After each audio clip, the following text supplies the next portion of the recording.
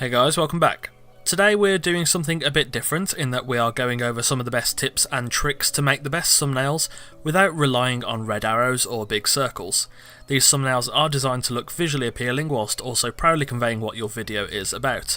This guide can be applied to much more than just YouTube, of course. It's very helpful for photography, videography, stuff like that, but thumbnails for YouTube are the primary focus, so without further ado, let's get right into it. First things first is a major misconception, especially amongst smaller YouTubers: the programs. Honestly, you really don't need the fancy software like Photoshop or Illustrator.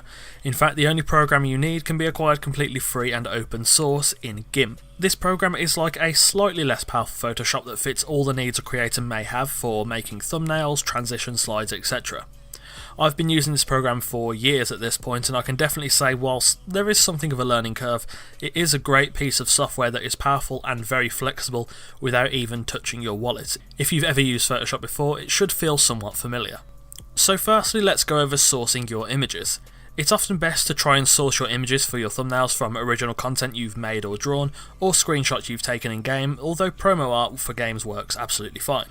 Google Images is great for finding these images in large workable sizes, such as 1920 by 1080 or quite often even larger. The only thing I would avoid are DeviantArt pieces or similar websites. Without express permission, you will be using other people's art in your thumbnails, and it may cause problems further down the line. If you have a friend that, makes art on DeviantArt and they're fine with you using it, that's great. And if you want to email a creator and say, hey, can I use your art? That's a good step to take, but generally I try to avoid anything from DeviantArt or Tumblr or any places like that where people have put their own work into creating something. Another good way to find images, especially for some games, is to look on the Reddit. A lot of games, especially what jumps out to me immediately is Rainbow Six Siege, has some asset packs in that the developers or the moderators will upload huge images of for Rainbow Six Siege, all of the operators, some stock photos of the maps, and some promo art.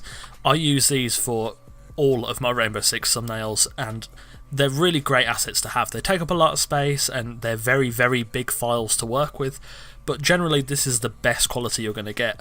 I haven't seen it for many other games, but it does exist for some out there, so do check the subreddit, or maybe even just post on the subreddit asking if there is a page for assets. So, now that we know how to source images, what exactly are we looking for in terms of resolution? Ideally, anything at 1920 by 1080 or above, though at the lowest I would advise going to is maybe 1280 by 720, seeing as 720p is the final resolution size that you want to render your thumbnail out to. You will need to keep your thumbnails at a 16:9 aspect ratio to fit on YouTube, but this is quite an easy task to accomplish. If you find yourself using images of a different aspect ratio, just use the crop tool to make the image 16:9 with the size restriction modifier on the crop tool.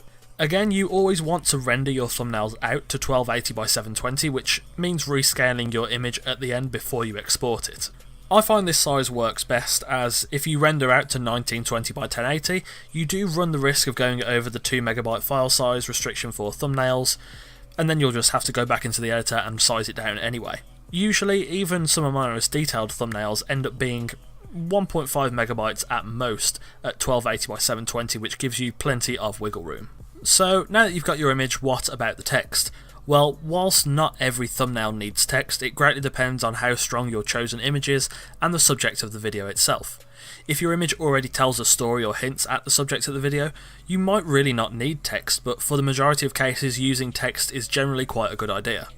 You want a nice bold typeface that stands out and is easily legible, yet has some personality.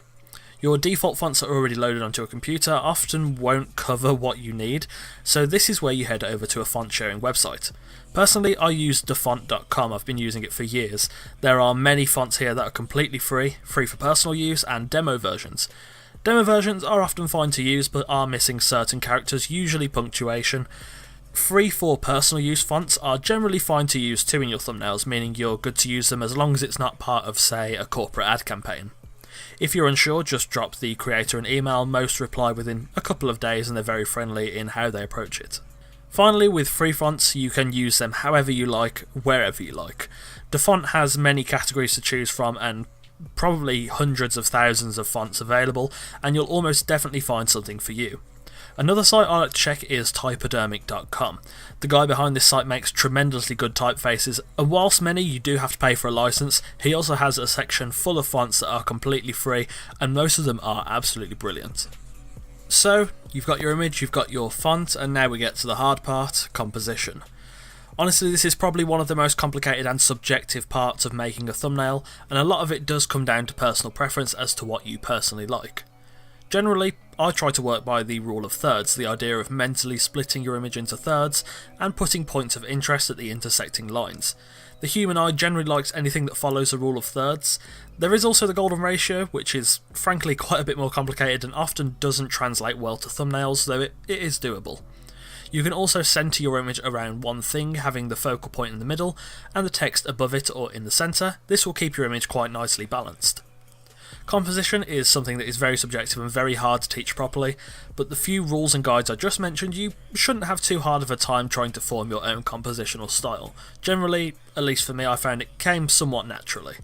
One thing I see a lot is that people forget to avoid placing text or points of interest in the bottom right hand corner of your image, as this part of the thumbnail is covered on YouTube by the timecode of the video, and it can be very distracting when you see it and the text is partially cut off.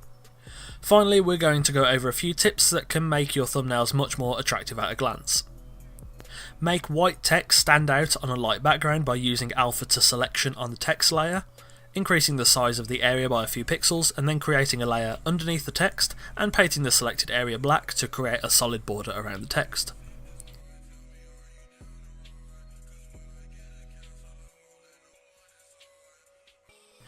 Always try to give your text some solid grounding in the image by placing it on the rule of thirds lines that intersect, or by using other elements in the image to visually support the text. Use the dodge and burn tools to selectively lighten and darken parts of the image. Use it to bring more attention to lighter elements you want in focus, to brighten up skin tones to draw the eye, or to increase micro contrast within the image. Don't use it too much though, or you will create some very ugly artifacts.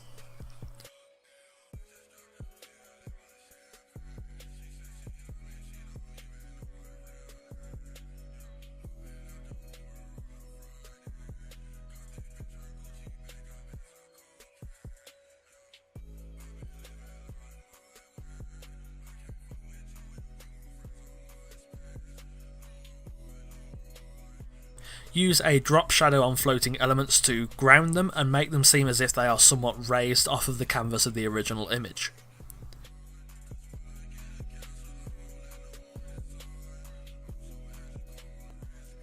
If you're using a close-up of a human or an animal, make the eyes more interesting by creating another layer, painting small colour details into the eye with the paintbrush tool, and then using a Gaussian blur to make the eye pop.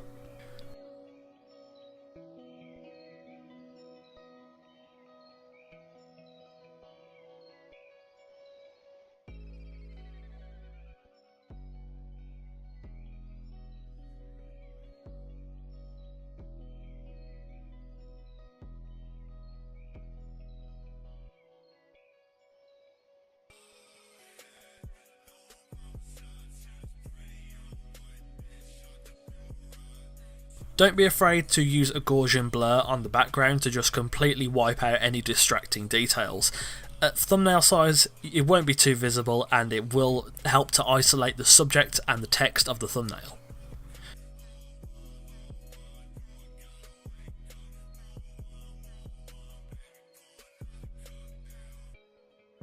Use contrasting colours to create a natural contrast and draw the eye. White contrasts against black, blue against red, purple against green, and so on. Overlap text or character elements to create depth.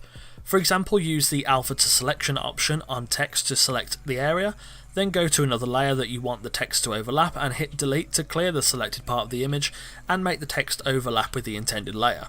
This can be done with the select area tool to make elements overlap the text instead, though try not to cover identifying parts of letters like the kickstand of an R, for example. Don't worry too much about the smaller details. Take pride in cleaning up your image, of course, make it look nice, but remember, it's going to be at thumbnail size. Not everybody is going to see if something is not perfectly high resolution or if something's slightly out of place. Again, yes, take pride in making your thumbnails look good, but don't spend ages worrying about the tiny details nobody but you will see.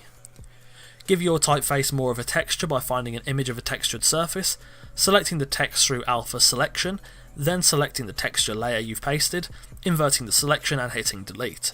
You can then colour over the top of the texture layer with a low opacity brush if you want a certain colour tone. Finally, and this is the best tip I can give you, just experiment. It's the only way to try new things and get better, and at the end of the day, if it doesn't work, simply just start again. Make thumbnails that you want to click on and you'll develop your own style in no time. Thanks for watching, hopefully you've enjoyed. I've been wanting to make a kind of a guide for thumbnails a lot, and I've finally got around to it today. My thumbnails in the past were really bad, and a guide is what helped me to try to make better thumbnails, and I think over the years I've made some really good ones, and I've also made some pretty shit ones, but you know, we're always learning. This video was inspired by General Sam's thumbnail guide. If you haven't seen it, the link is in the description. Do go ahead and click it. It's a stellar guide. It's much longer than this one, I think, but he makes some really bloody good thumbnails, so it's best to go over there, have a look what he's doing, because his thumbnails are brilliant. If you've enjoyed this video, leave a like, let me know in the comments if you found this helpful, and don't forget to check out the channel whilst you're there. There is plenty more content coming on games like Ark, Red Dead Redemption, Last Year the Nightmare, Call of Duty Zombies, and in the future I'm thinking some Conan Exiles, some Hide or Die, and who knows, I might just play a game and think, oh, I want to make a video on this. That's pretty much what this channel is. Don't forget to join our Discord, the link is in the description. And if you do subscribe, turn on post notifications to be the first to see the next video and join us on the road to 10,000 subscribers. Again, thanks for watching, and I'll see you soon.